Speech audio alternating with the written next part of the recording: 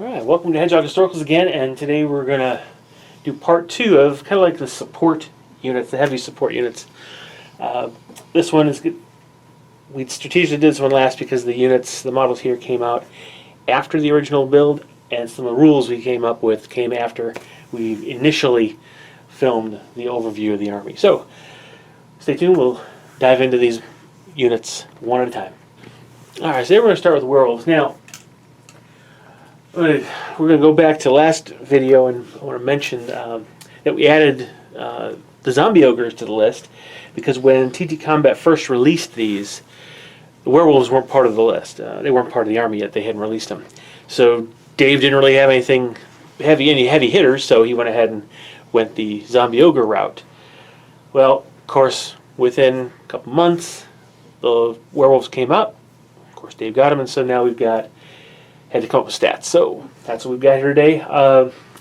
Kind of went with a typical monster approach. Units of up to 3. And these are actually the real heavy hitters that are from the TT Combat line. So you don't need to get yourself any zombie ogres because TT Combat actually does have these available for you. Alright, so let's take a look at the stats. Alright. So, like I said, we went ahead, and these are, according to TT Combat, actually halfling werewolves, not full-size like human werewolves. But somehow they did they get much, much bigger than a normal hobbit. I mean, it makes sense because when most things go into werewolf, they have like canopy, they go into werewolf from, they get bigger. They do get bigger. Man, these halflings. Yeah. Wow, it's like, just add water and boom. Yeah. So, right off the top, they're going to be large, right? But went the monster route, taking some hints from some of the different monster units that are out there, and going back to kind of the lore, and I don't know, Skyrim influenced me, so just to be honest with you. So we know that they're going to be fast, they're going to be ferocious in close combat, tearing things limb from limb, and they're going to be stronger than normal creatures. So they are hobbits, though, so they kind of keep the agility and acceleration, accuracy, both at 6. That's something you could arguably drop down. The accuracy down to 5, given that there's really no throwing involved here, and they have transformed into a werewolf, so you can save yourself 1 point per model if you really feel it's important. But that's where I went ahead and just to start as a baseline. Strength, they're 5s because these are hobbit werewolves, not human werewolves. So I figured 5's good. Now it's odd though, when you look at Rick Priestley's ogres, you figure ogres should be stronger than humans.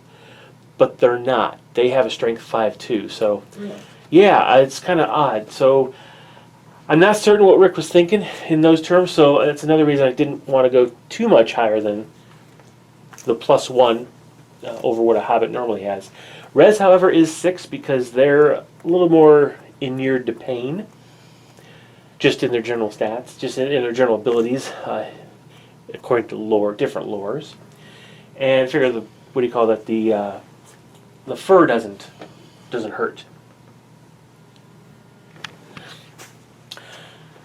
All right, so of course, initiative. I don't know. I went with 8. I increased it really high because to me, werewolves are, just like wild animals. They're high, acute senses and quick reactions as a predator. You kind of have to be. So I went ahead and I jumped it up to 8, but I did leave command 7.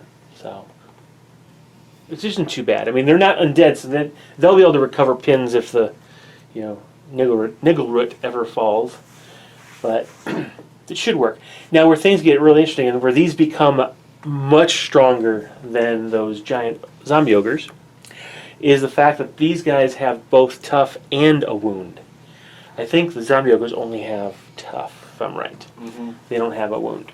Of course, they're zombies. They're falling apart already. So, but anyway, went ahead and gave them, because they have 2 claws, I gave them the 2 hand-to-hand strike value 1 attacks. Oh, zombie ogres do not have tough. Oh, they don't have tough. Okay. No. I'm surprised. I'll have to double check and make sure I didn't write that down wrong. Okay. Yeah. So with 2 hand-to-hand attacks, strike value 1. That's their claws. But I gave them the frenzied charge because that would increase the number of attacks on the charge, which is really, where they really come into their own. What was your thought process between, and you can edit this out, I don't care, between giving them Frenzy Charge and Berserk?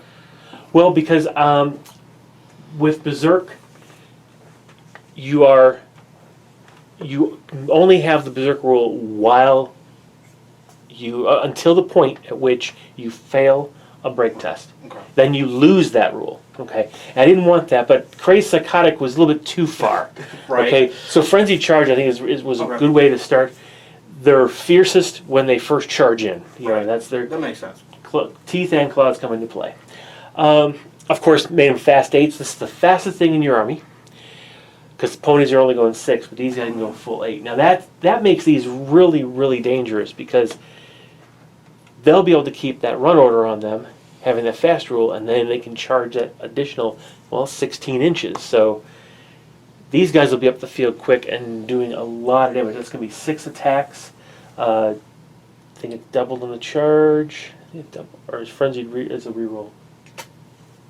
No, Frenzy's not the real. Frenzy is an extra attack. Extra attack. Okay. Yeah. So they're basically 3 attacks on the charge. So that's 9 attacks and strike value 1. That's pretty. It's odd to see, and at the time of filming, I haven't played with these yet. Yeah. These have not been fully play tested yet. Yeah. But it's weird to see a monster unit like this that is, and I don't know if it's just because of the army, that is essentially an alpha strike. Yes. Yeah. Other than like your elves, the eagle's kind of an alpha strike. It's more of an annoyance than anything. Yeah, because it is a glass cannon. That really will fall from the sky pretty easily, especially the archery, but your musketeers in some of your armies. So, but it is odd to see a monster unit like this that is soul. It looks like it's soul design, and I don't know if you designed it this way. It is the alpha strike. It's going to hit first, and then the cavalry's going to come in, and then it was not designed that way as an overall how it fits the army. But it was designed that way to match kind of the way I envision werewolves on the battlefield. And they would be charging well ahead of everything else, fast than everything else, getting in, eating things, or dying. It reminds me a lot of the ogre dogs in old school fantasy. Oh, I'm not familiar with those. That's kind of they were not dogs. They were saber-toothed cats. Oh, okay. I am familiar with those. Okay, yeah. They would just kind of. They'd get up there ahead of everything else and just kind of hold everything in place till everything else got up there. Got it. And those had a pack handler kind of thing. Yeah. Though. Yeah. These don't, which is a good thing for you. Yes. Yeah, because they can operate independently. And when we get to the next army, we will see how handlers, how pack handlers work, how they should work, and then then you will hear me rant about how expensive they are. Yeah. Yeah, the next full army we'll do, we've got some interesting units we had to create. Yeah, so here we've got just typical werewolf out of lore. Now the one thing I did decide to add, because again these are transformed werewolves, they have the surly rule, so they don't benefit from any leadership bonuses or anything like that. They just go on and do their own thing. Which they're going to be makes doing their own sense. thing anyway because they're going to be so far ahead of everybody. Yeah, but with this also means you won't be able to use them if, put this carefully, effectively as like the bodyguard screen for your warlord. You could, but they're still only command 7. You'll never get them higher than that, and that's the disadvantage. So they could be punched through. And, yeah. So. But I still think it's going to be a good unit. Two good units here. Now the TT Combat Kit comes with 6, so you automatically come with 2 full units, or as I was teasing Dave ahead of time, 6 single werewolf units. If you want all those order dice, I'm not suggesting that because single models might not be very potent. You only got 3 attacks, and you attack into a 10-man hit squad. That's a lot of hits. You better hope you kill 3 of them. You're gonna have to, because man, with that wound, and well, again, res 6, so typically you're saving on a 5. Is there anything, because it's been a while since I've looked at the rule book, that in certain lores, and I'd have to look at like troll, is there any type of regeneration in the game? There is a regeneration rule, but it's I don't particularly. I don't want to say it this way. I don't want to say I don't like it, but I don't understand it in the context of the lore that I'm used to. Okay. Because the regeneration rule is a chance of putting pins on you, and yeah, so you're almost trading health for pins. And I'm not comfortable with that off the top of my head, so we're not going to do that now. Again, as we play this and we think more about the lore, and we could maybe add that, but at this point, the only additions you can have or upgrades to this are adding the additional werewolves, and each werewolf model is 53 points, so it's not cheap, but for 159 points, so 160 points, that's a decent, in my opinion, a decent unit. When I compare those to my dryads, I mean, that's what, 160 points, what? It's a 5-man elf squad? yeah, not quite, but yeah, it's 5 elf squad's 100 almost. So yeah, it's I'm gonna add a couple extra elves into that. With an undead army, this is weird to say, and when we get to my other undead army, you'll understand this comment more. With a basic undead army, 160 points it's a lot, but it's not going to cut into your budget for your troops, because your troops are dirt cheap. You're right. Yes, undead troops are really cheap. So yeah, this is one of your expensive units, and that's okay. As it should be. You could have field 2 of these if you really wanted to. Yeah. Not suggesting it, but because I'm the one who's facing it. Right. All right, so let's go ahead and move on from the TT Combat killer squads to some characters that we're going to use to represent some different champion options. All right, so we mentioned this Banshee model earlier, and right now it's standing in as another model for one of Dave's ghost units. But it can now stand on its own, because instead of just having it being an extra model that TT Combat has, I finally did come up with some stats for it. And to me, I went with the very traditional Banshee out of lore. So it's not really designed for combat, though it can mix it up a little bit.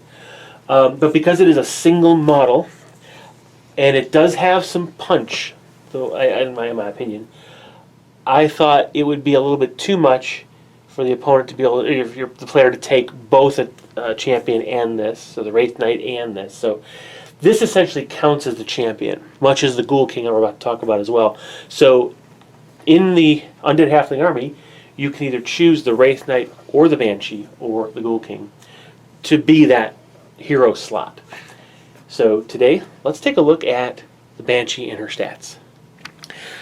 Okay, being that she's taken the hero slot, I kind of did want to make her in the flavor of a hero. So it looks a lot like the hero, the Wraith Knight, when it comes to some of these upgrades and things. But it is a little bit more expensive than the Wraith Knight, which is only 69 points base.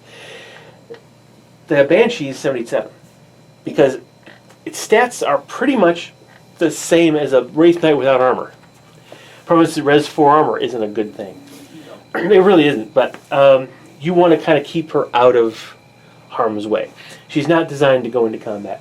And the lore around Banshees really centers around their wail. So they're not going in to kill, they're going in to scream. So I decided to create this as almost an exact copy of a regular Wraith Knight hero, given the toughness, the 3 hand-to-hand combat just in case they get charged, and a wound, with of course the hero rule. This is a undead model, so it will have the same problem that all the other undead have. But the Banshee Wail is its attack. And essentially, that is just the Baleful Glare ability, which is actually pretty good, because that puts D-something pins, I see D6 pins. It's honestly D6. It's D3, D3 plus 1 pins on the target unit If you hit, now that's why the accuracy is important, because the accuracy 6 That's true. on a range 20, short range 0 to 20, so there's no modifiers. Yeah, so on a 6 or less, she's putting D3 plus 1 pins on the opponent's unit. That's a big deal. And then immediately, that unit has to make a morale test. So that's why I don't think it's bad to keep it as a Res 4, because 20-inch reach is pretty good. You can screen it with a lot of bubble wrap and still get the effect that you want with that whale. So, just like... Oh, sorry, go ahead. One thing this army has is plenty of stuff to bubble wrap expensive stuff. Yes, yes, very much so. Yeah. So what you're giving up in the Wraith Knight, being able to go into close combat and break up pinned units, you have this model that cannot really fight well, but can cause a unit to break on its own, which will definitely give some headaches to your opponent. I know it will. And we've experienced Baleful Glare that we've in the past has been. There were certain people in our group that thought it was too powerful. Yeah. And yeah, it can be. There are more annoying things. Aura of timidity. Aura of timidity is. I mean, I suppose if you wanted to be the jerk of a group that was running this and had your wizard cast Aura of Timidity right afterwards or before. Yeah, definitely. Yeah, that would be mean. Right, that would be mean. And that could happen. But really the Baleful Glare, it was more on the dragons than it was a problem. Right. It makes sense because I think the Basilisk or Contrast, one of the two has that. One has some sort of a breath weapon, Beastly Breath. The other one has the Baleful Glare. And some of the dragons can have Baleful Glare. So that, some people didn't like being able to do that. Of course, there are also the same people who complained about Aura of Timidity. So, I complain about Aura of Timidity, though. Yeah, but... That's because I run low morale units. You pretty much do, because your rats don't have... Rats don't. They don't have a command line. No, they don't. There's some squiggles by the command, but there's no real number there. I have one army that could stand up to it. I don't think anybody's ever really thrown Timidity on. Oh, yeah. That's the Scorn one? Yeah. Yeah. The Varan Empire. Yeah, because they're elves. Yeah. Yep. That's for another video. Yep, we'll be coming to that one in a while. All right. So anyway, looking at this, again, same upgrades otherwise as a Halfling Wraith Knight, with, increasing the toughness to 2 or 3, or wounds to 2 to 3. Now, this one does not have the ability to throw rocks, because why? I mean, just why? That's a short-range attack anyway. Yeah. There's no point in her having rocks, besides she's immaterial, so she was pick up a rock, her hand goes right through it. That's what was going on in my mind anyway. So her accuracy stat here is primarily a result of the whale. Thank you, the whale. Yeah, to be able to allow the whale to work.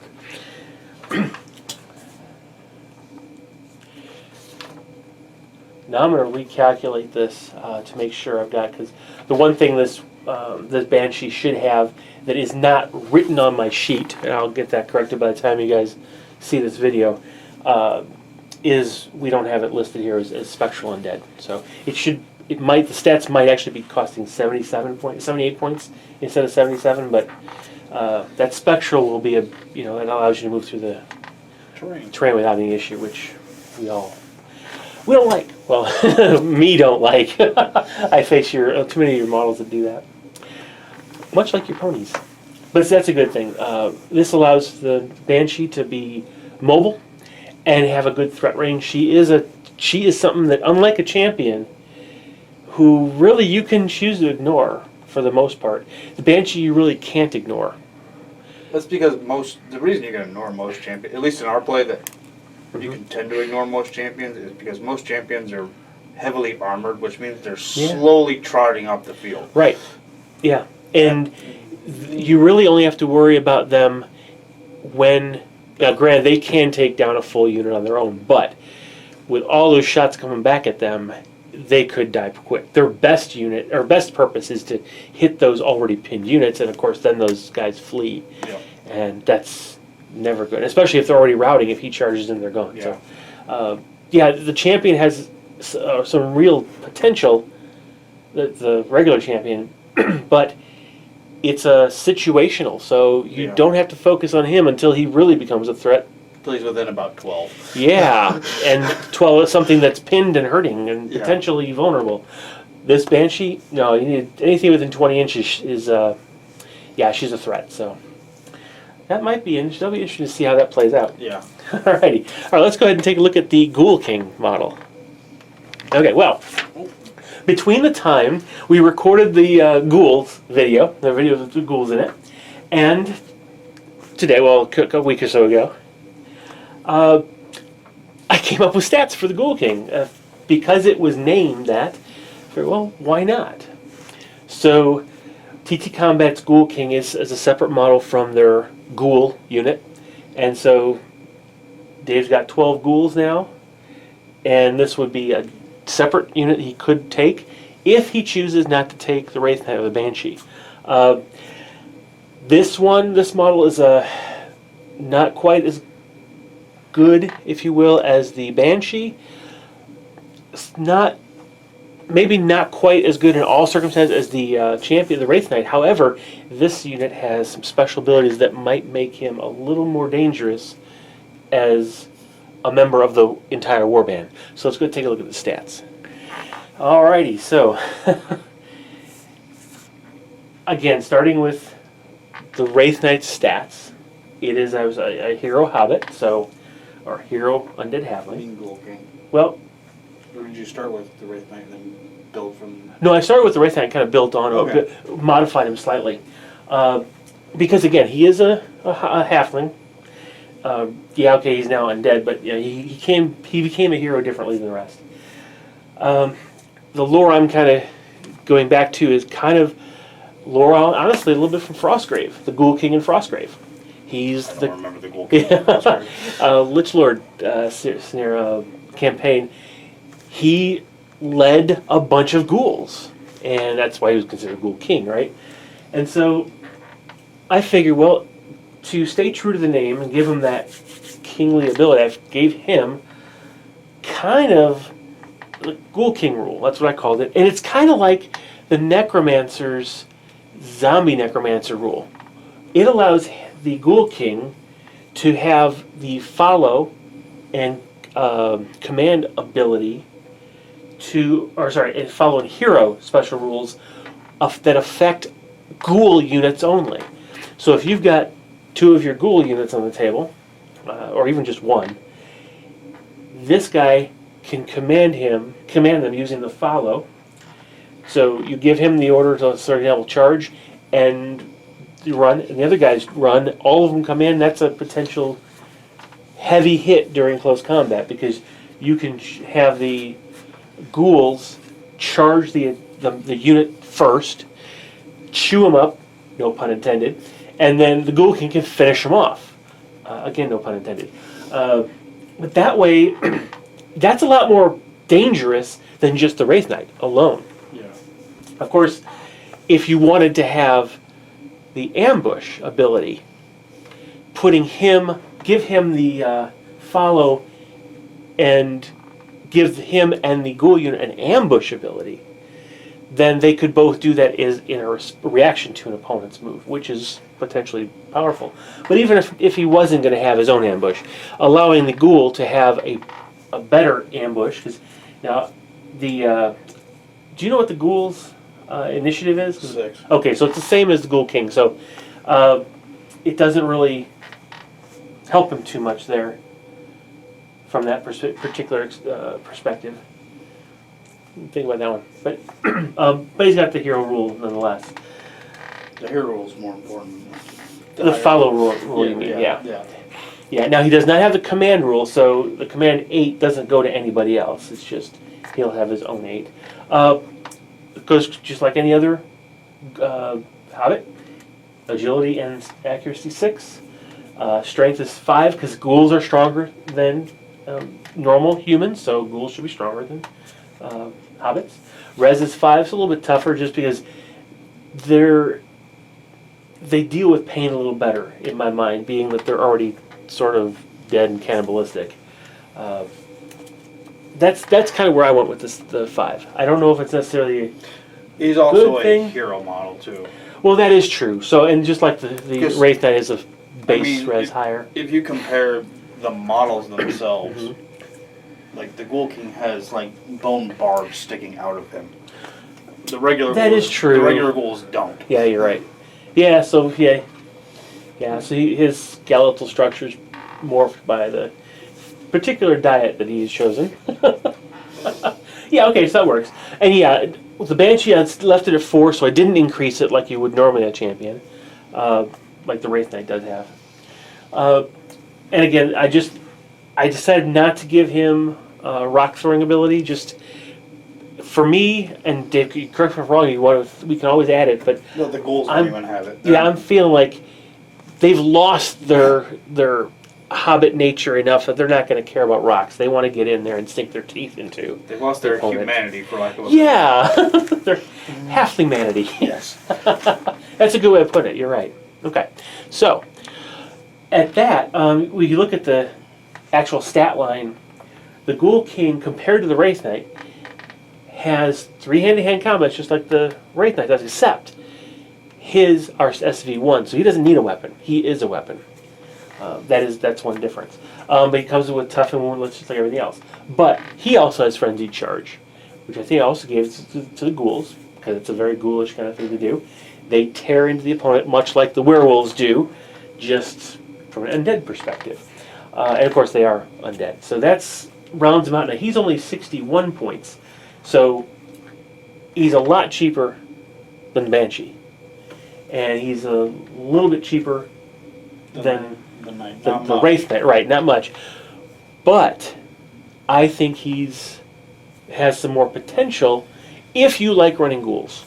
If you don't like running ghouls, the Wraith Knight is probably a better choice. I mean, yeah, it's all about. Honestly, it's about between, and I'm gonna. If you want to take down his stats, when I put her up here, with these two, and I'm gonna, without using them yet, and the werewolves as well. It's honestly I don't think you should do this to begin with, but because I don't like people do this. It's a matter of looking at the table. What type of terrain do you have?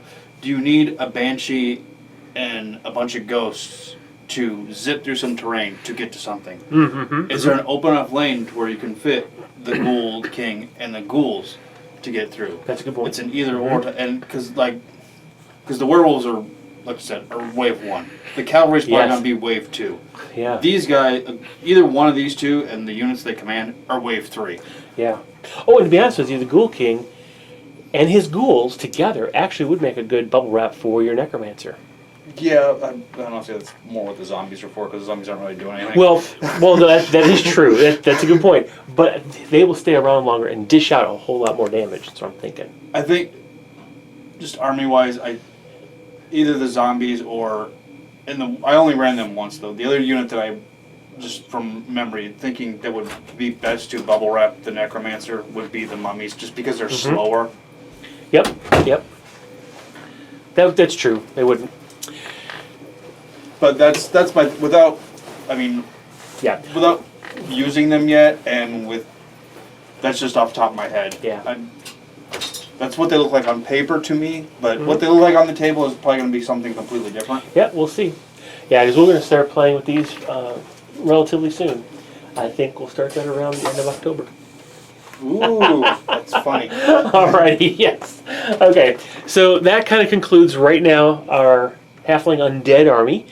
The only thing we have remaining at this point is the Vampire, and that unit is in the process of being designed. We've still got some hemming and hawing to do about it. But otherwise, it's pretty much done. So hopefully this is kind of giving you some ideas of how you could take other models and armies and create your own army using the Rick's rubric, or take TT Combats and go ahead and use our army list that we've got available, link below, and have fun with the Warlords of Erehwon. Catch you guys later. Bye-bye.